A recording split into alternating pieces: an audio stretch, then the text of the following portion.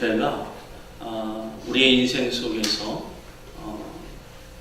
깊은 안식 속으로 들어갈 수 있는, 그리고 새로운 차원으로 이끌릴 수 있는 귀한 시간이 되기를 바랍니다. 안식이라는 단어는요, 원어적으로 보게 되면 세 가지의 의미를 갖고 있습니다. 첫 번째는, 안식은 길을 가다 멈추다입니다. 멈추는 것입니다. 멈추고 새로운 시작을 하는 것이 안식의 첫 번째 의미입니다. 인간의 생각을 멈추고, 인간의 경험을 멈추고, 인간의 계획을 내려놓고, 그리고 하나님의 계획으로 그렇게 시작되어지는 것이 안식입니다. 그래서 우리가 주일마다 하나님 앞에 예배를 드림으로 이런 안식을 경험해야 됩니다. 그래서 우리가 이 땅을 살면서 우리 가운데 익숙한 습관들, 그리고 우리 가운데 아무렇지 않게 행하였던 그러한 우리의 행동과 말들을 내려놓고 다시 한번 말씀의 빛에 조명되어지고, 그리고 새로운 시작을 하게 되는 것이 첫 번째 안식의 의미입니다. 두 번째 안식의 의미는 하나님의 시간으로 들어가는 것입니다. 하나님의 시간으로 들어가는 것입니다. 하나님께서는 시간과 공간을 초월해서 역사하시는 하나님인 줄로 믿습니다. 하나님께서 우리 가운데 시간을 허락하셨습니다. 근데 그 시간은 남녀노소, 빈부를 막론하고 모두에게 주어지는 시간입니다. 하루 24시간, 1년 365일. 아무런 수고하지 않아도, 노력하지 않아도 주어지는 시간이 우리 가운데 주어지는 그런 시간의 개념입니다. 그것이 바로 헬라어의 크로노스라는 개념인데요. 그 시간을 하나님의 시간으로 바꾸는 것입니다. 하나님이 함께하는, 그리고 하나님이 역사하는 그런 시간으로 바꾸어지는 것입니다. 그것이 카이로스입니다. 그때 우리의 삶에 놀라운 전환점이 있게 되는 것입니다. 이제까지 경험하지 못했던 새로운 경험을 시작하게 되는 것입니다. 그리고 새로운 인생의 결단을 하게 되는 것입니다. 그리고 그 새로운 결단 속에서 우리가 하나님의 이끌림 받는 시간으로 이끌려지는 것입니다. 예배팀이 고생이 참 많아요. 왜냐하면 익숙하지 않은 시스템에서, 익숙하지 않은 환경 속에서 찬양을 또 함께하고 또 시스템을 해나가는 것이 쉽지 않습니다. 우리의 인생 속에서 내가 예상치 못한 일들이 우리 가운데 계속 오게 되잖아요. 내가 예기치 못한 사건들이 우리 가운데 오게 되잖아요. 그런데 그 가운데 우리가 조금 더 담대할 수 있고 넉넉할 수 있는 것은 바로 하나님의 시간으로 우리가 그것을 초월하여 나아가기 때문인 줄로 믿습니다. 안식의 세 번째 마지막 의미는 우리가 하나님의 성소가 되는 것입니다. 우리의 심령이 원래 죄의 본성 가운데 있습니다. 그 죄의 본성 가운데 우리는 육신의 정욕, 안목의 정욕, 이생의 자랑을 따라서 나아가려고 하는 경향이 우리 가운데 있는 것입니다. 그런데 바로 우리가 하나님의 성령이 함께함으로 말미암아서, 하나님의 성령이 우리와 함께함으로 말미암아서 우리가 주의 임재 가운데 있는 성소가 되는 것입니다. 할렐루야. 아멘. 에덴 동산이 바로 그런 공간이었습니다. 하나님의 성령이 함께하는 곳이었습니다. 하나님이 거니시는 곳이었습니다. 그리고 하나님이 아담아 하고 부르시고 함께 교제하고 나누고 거기에 있는 풍성한 과일들을 나누는 거예요. 오늘 간식이 이렇게 풍성한지 몰랐어요. 풍성하게 나누는 것입니다. 그곳에 기쁨이 있는 것입니다. 그 하나님의 영이 함께하는, 하나님은 특별히 시대마다 하나님이 지정하신 장소에서 하나님의 강력한 임재 가운데 말씀하시는, 하나님이 함께 하시는 증거들을 보여주셨습니다. 그것이 돌단이고, 그것이 성막이고, 그것이 성전입니다. 그리고 그 성전이 무너짐으로 말미암아 우리 모두가 하나님의 영이 거하시는 주의 성소된 성전인 줄로 믿습니다. 그 성전은 또한 우리가 이제 예수 그리스도가 다시 오실 때 완성된 하나님의 그 새하늘과 새 땅 가운데 새 예루살렘을 우리가 경험하면서 하나님을 예배하는 그 예배의 완성이 일어나게 될 것입니다. 특별히 이 성령의 날 이 집회가 이 안식으로 회복될 수 있는 놀라운 은혜가 있기를 주님의 이름으로 축원합니다.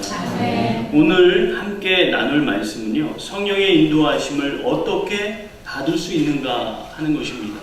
이 주제로 제가 다음 달까지 이어서 계속 이야기를 나눌 예정입니다. 우리 사도행전 10장 9절에서 23절 말씀을 함께 교독하도록 하겠습니다. 사도행전 10장 9절에서 23절입니다. 한 절씩 교독하겠습니다. 각자 버전으로 하시면 됩니다. 이튿날 그들이 길을 가다가 그 성에 가까이 갔을 그때에 베드로가 기도하려고 지붕에 올라가니 그 시각은 제6시더라.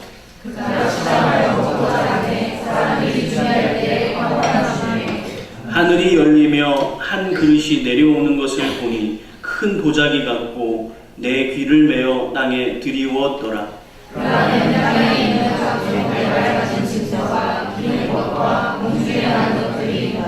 또 소리가 있으되 베드로야 일어나 잡아 먹으라 하거늘 베드로가 이르되 주여 그럴 수 없나이다. 속되고 깨끗하지 아니한 것을 내가 결코 먹지 아니하리라. 또 두 번째 소리가 있으되 하나님께서 깨끗하게 하신 것을 내가 속되다 하지 말라 하더라. 이런 일이 세 번 있은 후 그 그릇이 하늘로 올려졌다. 베드로가 본 바 환상이 무슨 뜻인지 속으로 의아해 하더니 마침 고넬료가 보낸 사람들이 시몬의 집을 찾아 문 밖에 서서 불러오되 베드로라는 시몬이 여기 있사오냐 하거늘 베드로가 그 환상에 대하여 생각할 때에 성령께서 그에게 말씀하시되 두 사람이 너를 찾으니 일어나 내려가 의심하지 말고 회개하라. 내가 그를 보내었느냐 하시니 베드로가 내려가 그 사람들을 보고 이르되 내가 곧 너희가 찾는 사람인데 너희가 무슨 일로 왔느냐? 그들이 대답하되 백부장 고넬료는 이인이요 하나님을 경외하는 사람이라. 그의 온 족속이 칭찬하더니 그가 거룩한 천사의 지시를 받아 당신을 부주로 청하여 말을 들으려 하느니라 한데 함께 읽습니다. 베드로가 불러들여 유숙하게 하니라. 아멘. 우리가 이 땅을 사는데 성령님의 인도함을 받는 것이 중요하죠. 왜냐하면 하나님의 뜻대로 이 땅을 살 수 있는 그 방향을 얻게 되는 것입니다. 우리가 운전할 때 내비게이션을 사용해서 우리의 정해진 목적지에 가는 것처럼 우리 인생 속에서, 우리의 신앙생활 속에서 이 스피리추얼 내비게이션이 있다는 것입니다. 그것이 바로 하나님의 말씀일 것입니다. 모든 말씀은 하나님의 영으로 감동된 말씀입니다. 그래서 성령으로 조명될 때 말씀의 원래의 의도를 알 수 있고 또한 그 말씀을 이해할 수 있는 것입니다. 그래서 우리가 성령으로 삶을 사는 것이 중요합니다. 그래서 우리가 주일날도 그리고 하나님의 말씀을 배우고 또 우리가 그것을 들을 때마다 주의 성령으로 조명되어야 우리 가운데 이해되어지고 또 들려지게 되는 것입니다. 하나님의 영으로 조명되어지는, 그래서 제가 나눈 말씀보다 두세 배 더 들을 수 있는, 할렐루야, 그런 영적인 인사이트가 여러분 가운데 열려지기를 주님의 이름으로 축원합니다. 우리가 성령님의 인도하심을 받을 수 있기 위해서 첫 번째는 날마다 기도의 제물이 되어야 하는 것입니다. 날마다 기도의 제물이 되어야 하는 것입니다.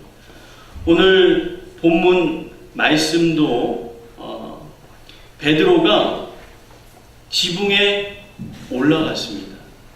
근데 무엇을 일광욕하러 올라간 게 아니고요. 기도하러 올라간 것입니다. 그 가운데 하나님의 환상을 보게 되는 것이죠. 베드로의 삶은 기도의 삶이었습니다. 특별히 사도행전 3장 1절을 보게 되면 제9시 기도 시간에 베드로와 요한이 성전에 올라갈 때 베드로는 제9시마다 성전에 올라가는 기도의 습관을 가진 자였습니다.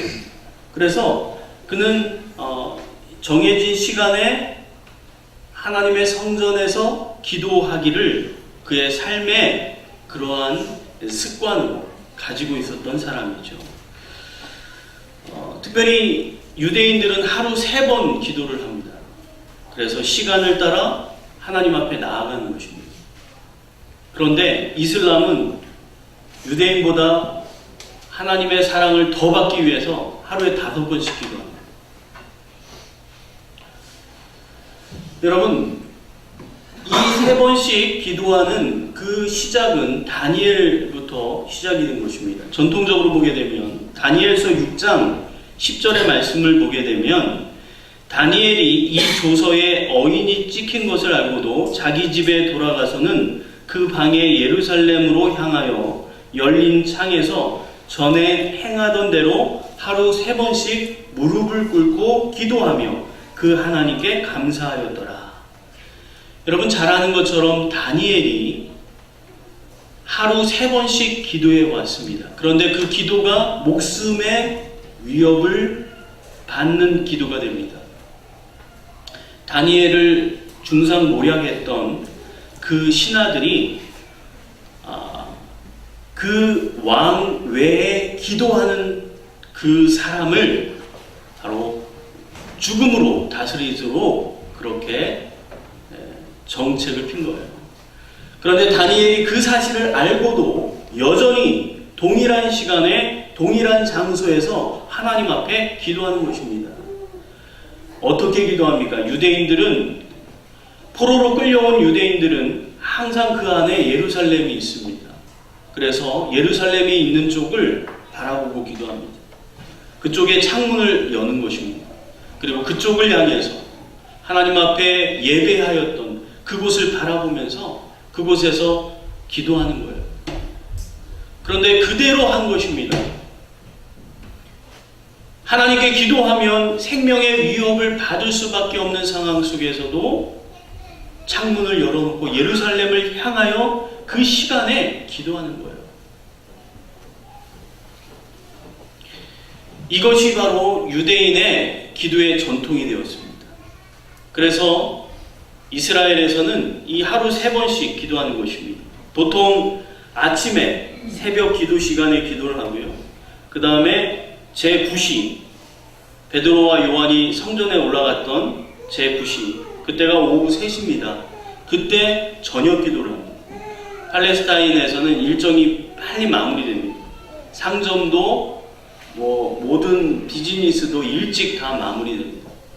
한국 사람들만 24시간 편의점 그래서 불을 밝히고 있지 여러분 서구를 나가보면 일찍 다 닫아요. 근데 이 팔레스타인 지역에도 그렇습니다. 그리고 황혼 무렵에 한 번 더 기도했다고 합니다. 그래서 정해진 시간에 그들이 전통적으로 기도하는 거예요. 여러분 좋은 전통은 우리가 살려야 될 줄로 믿습니다. 교회 안에 이런 좋은 전통들이 또 흘러가야 되는 것입니다. 그런데 그 좋은 전통이 아닌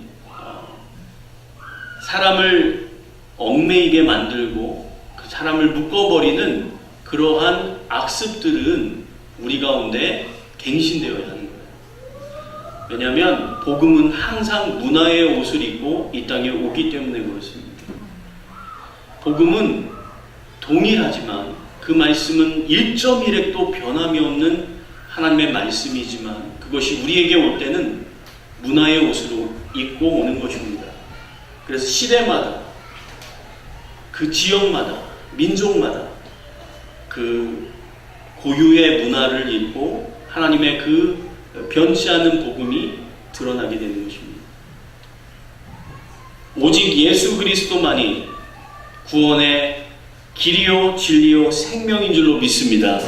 이 변함없는 진리, 그 진리를 우리는 가지고 이 땅 가운데 살아야 할 것입니다. 다니엘로 시작된 이 좋은 기도의 습관이 바리새인들에게 이어졌습니다. 여러분, 우리가 바리새인 하니까 나쁜 사람들 이렇게 생각하는데 바리새인들은 정말 하나님의 말씀을 지키기에 몸부림쳤던 사람들이에요. 그런데 그것이 너무 굳어진 거예요. 그것이 하나님 앞에 나아가는 그 깊은 마음, 그 깊은 간절함에서 나오는 것이 아니라 그것이 습관이 되어버린 거예요. 화석화된 거예요. 생명력이 없게 되어진 거예요. 그러면서 그 바리새인들이 결국 예수 그리스도를 십자가에 못 박는데 앞장서게 되는 것이죠. 하나님을 사랑하는 그 사랑이 잘못 변질되어서 잘못된 그릇에 담기니까 예수님을 못 박는 것입니다. 어쨌든 이 바리새인들이 정말 좋은 습관의 하드웨어를 가지고 있었습니다. 여러분, 우리가 이 성령으로 인도함 받을 때 이것을 잘 우리가 좋은 습관은 뭐예요? 기도의 습관은 하드웨어입니다. 그래서 정해진 시간, 우리가 예배 시간 정해서 오잖아요.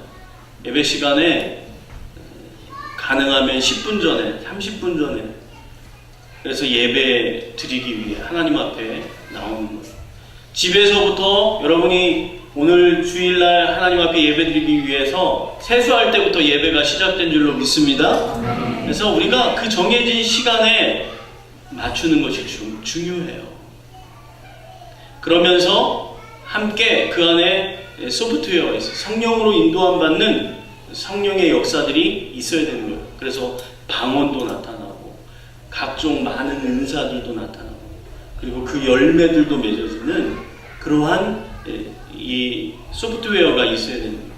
그래서 그것을 통해서 우리가 역동적으로 그리고 하나님의 인도함을 받아서 우리가 신앙생활을 할 수가 있는 거예요. 그래서 시간을 정하는 그런 공예배가 있고 우리 삶의 현장에서 드리는 삶의 예배가 있는 거예요. 그래서 이 두 가지가 같이 하나님 앞에 함께 드려져야 되는 거예요. 시간과 장소를 정해서 교리와 전통을 따라서 공동체적으로 드리는 예배를 공예배라고 한다면 삶의 예배는 시간과 공간을 초월해서 성령의 인도함을 받아서 삶의 처소에서 개인적으로 드리는 예배가 삶의 예배인 것입니다.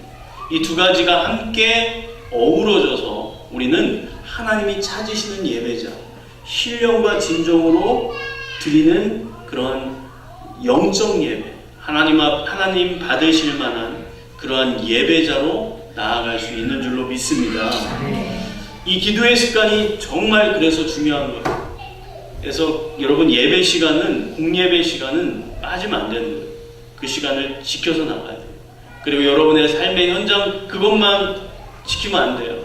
여러분이 문 닫고 나가는 순간 여러분 성령님이 여러분을 떠나는 게 아닙니다. 네? 여러분 여전히 성령님이 여러분과 함께 하신 줄로 믿습니다. 그래서 여러분의 삶의 현장에서, 여러분의 일터에서, 여러분의 가정에서 내가 그리스도인으로 살아나아가도 해야 하는 것입니다.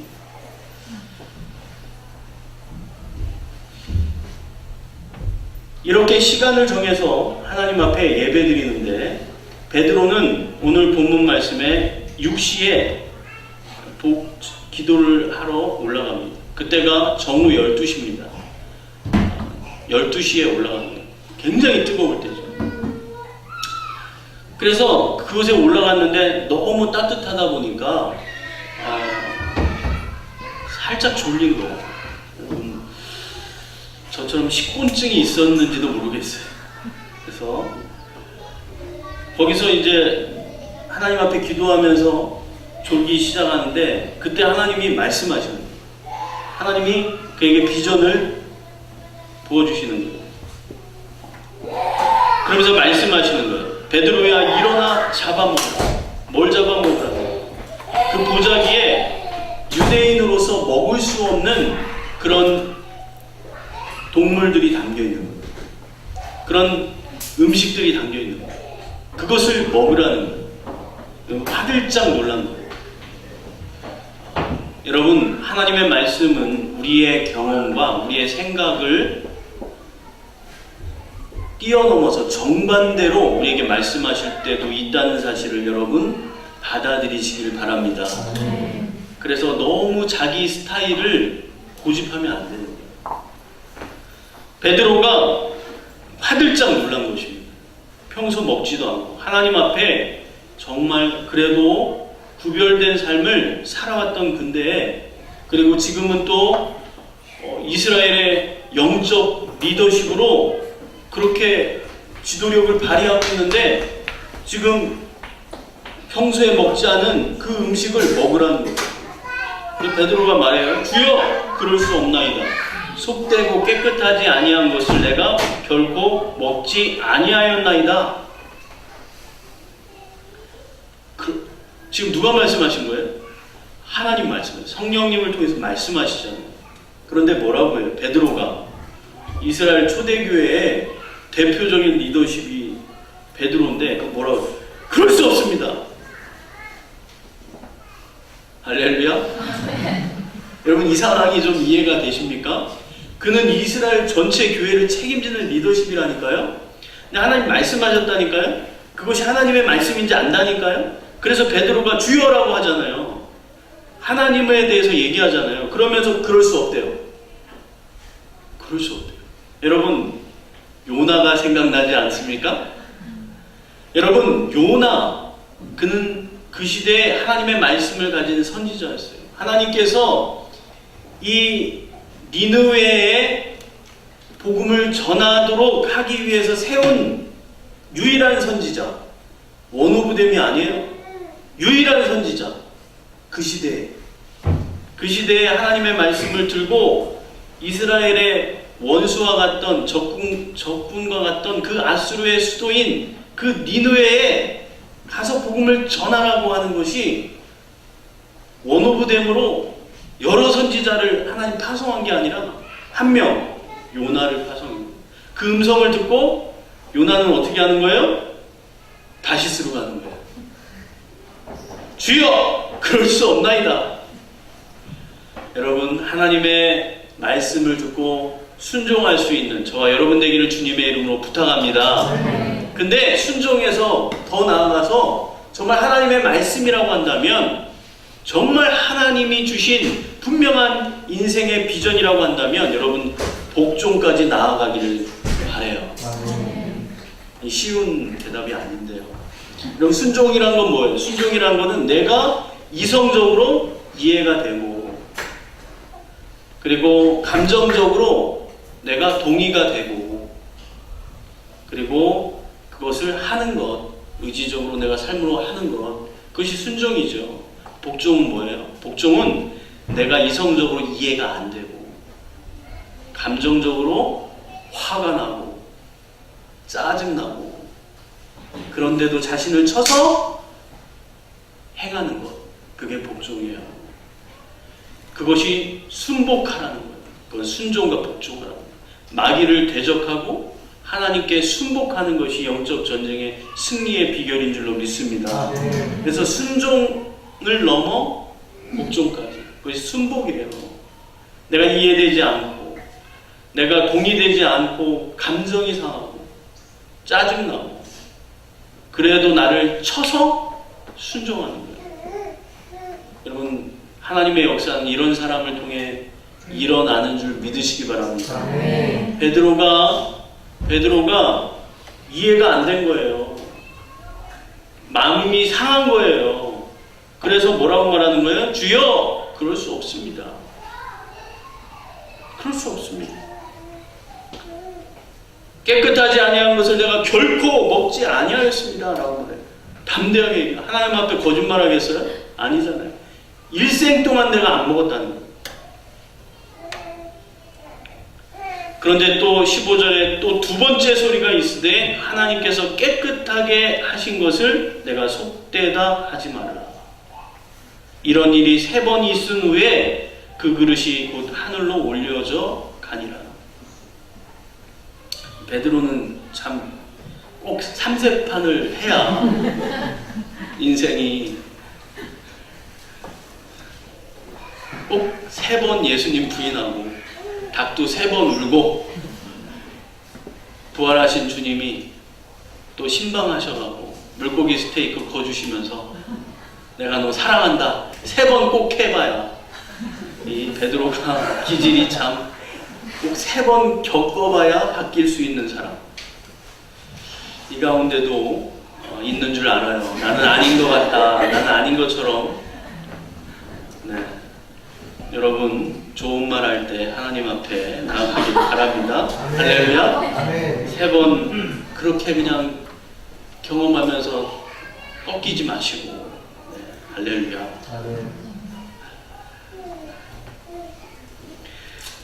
베드로가 하나님께서 깨끗하게 하신 것을 너가 왜 더럽다고 하냐 라고 얘기하는 거예요. 근데 베드로는 여태까지 더러워서 안 먹은 거거든요.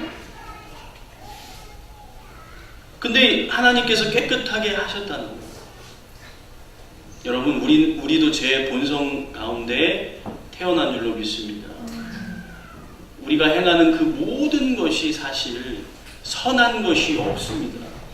그런데 하나님이 우리와 함께함으로 예수 그리스도의 보혈로 말미암아 우리가 하나님 앞에 설 수 있는 담력을 얻은 줄로 믿습니다. 그러면서 우리가 참으로 하나님이 깨끗하게 하신 것을 더럽다고 하는 거예요. 여러분 비행기 타고 쫙 올라가면 하늘에서 보면 그렇게 높아 보이던 6선 빌딩도 그냥 다른 집하고 비슷해요. 점 하나. 여러분 우리의 인생 속에서 우리의 삶 속에서 참으로 우리가 1만 달란트 빚진 자로 우리가 탕감 받은 줄로 믿습니다. 그래서 우리가 용납 못할 사람이 없는 거예요. 할렐루야.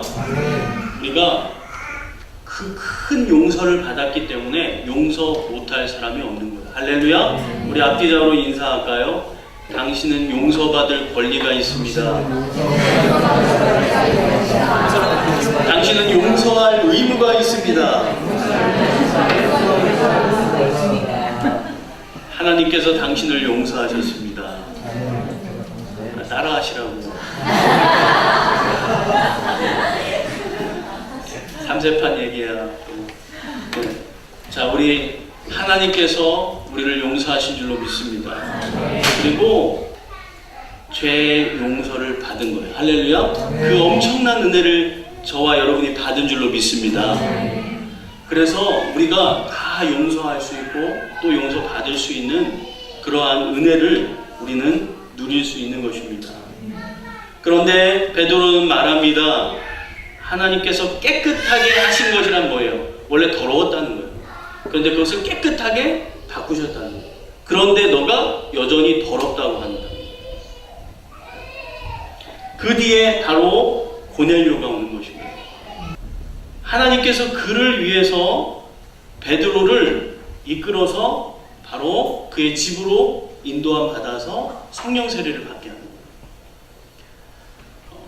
그래서 성령의 나타남, 오늘 목사님 말씀하신 앞 시간에 강의하신 것처럼 이 성령의 충만함이 나타나서 방언의 역사도 나타나기 시작한 거죠. 여러분 베드로가 하나님의 말씀을 받았습니다. 여러분 우리가 성령의 인도함 받는 첫 번째는 우리가 기도의 습관을 따라 나아가는 거예요. 그런데 그때 우리가 나에게 익숙한 나의 습관이 된 그러한 내 패러다임과 다른 하나님의 인도하심을 여러분 예상해야 된다는 거예요. 그것에 당황하면 안 돼요. 베드로가 하나님 말씀하셨는데 주여 그럴 수 없나이다 이렇게 얘기했던 것을 여러분 기억하세요. 이게 요나의 기질이고 베드로의 기질이에요. 같은 기질이에요. 여러분 그러한 기질이 우리 안에 있어요.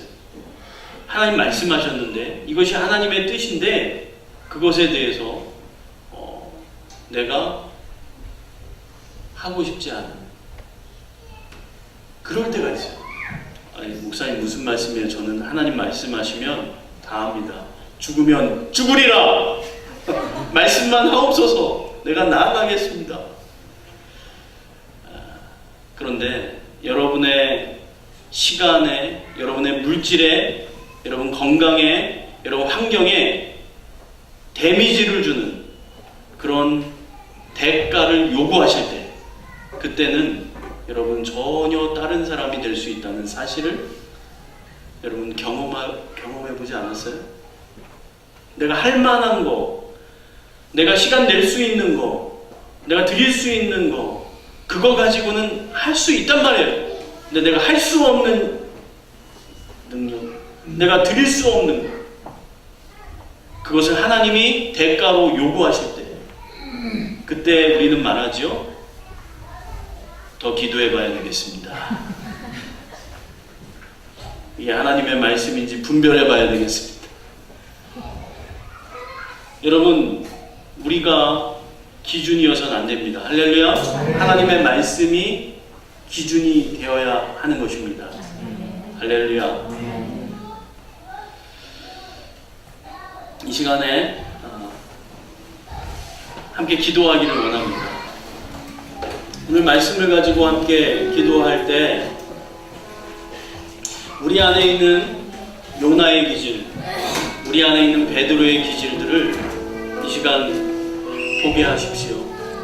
주님의 말씀의 빛으로 나를 비춰주시어서 정말 내가 이 성령의 날 여러분 여기 나온 분들은 정말 하나님을 위해 살겠다고 한 분만 나올 거예요. 이 황금과 같은 토요일 주말에 그것도 비가 오는데 여러분 여기까지 오신 분들은 정말 내가 하나님을 위해 살겠습니다 라고 결단한 분들일 거예요. 근데 우리 안에 요나의 기질이 있다는 거예요. 우리 안에 내가 드릴 수 없는 시간을 하나님이 요구하시고 내가 드릴 수 없는 물질을 요구하시고 내가 하나님 앞에 드릴 수 없는 헌신을 하나님이 나에게 대가로 요구하실 때 그때 주여 그럴 수 없나이다. 신앙생활 잘하는 거예요. 베드로처럼 하루 3번을 정해서 기도하고 예배도 안 빠지고 새벽 예배까지 나오고 또 매일매일 정말 하나님을 위해서 내가 말씀과 기도 생활을 하고 있는데 여러분 한 번도 경험해보지 않았던 생각지 못했던 하나님의 음성이 오게 됩니다. 베드로는 주여 그럴 수 없나이다 라고 얘기한 것처럼 내가 주님 나에게 이것만은 말씀하지 마십시오. 주님 그럴 수 없습니다 라고 얘기했던 그 베드로의 기질, 그 요나의 기질, 다시스로 도망가 버렸던 그리고 그 배 밑에서 쿨쿨 잠들어 버렸던 그 요나의 기질, 그것이 발견되는 시간이 되기를 바랍니다. 하나님 내가 성령의 인도함 받는 삶이 되게 해 주십시오. 주님 말씀하시면 내가 나아가겠습니다. 주님의 말씀을 따라 날마다 나아가겠습니다. 어떠한 대가를 지불하라고 할지라도 내가 나아가겠습니다. 내가 생명을 드리겠습니다. 내 인생을 드리겠습니다 라는 고백은 하나님께 하지만 여러분의 자존심을 하나님이 건드시면 그 사람은 시험 들었다고 그러는 거예요. 여러분이 귀하게 여기는 통장을 하나님이 건드시면 하나님 맞냐는 거예요. 내가 사랑하는 자녀를 하나님이 요구하시면 사랑의 하나님 그럴 수 있냐는 거예요. 여러분, 인생을 드린다면, 나는 하나님의 것이라며, 하나님 나를 창조했다며, 여러분, 우리의 자존심, 우리의 작은 것, 그것이 하나님 앞에 드려지는 귀한 이 시간이 되기를 바랍니다. 우리 이 말씀을 가지고 함께 기도하며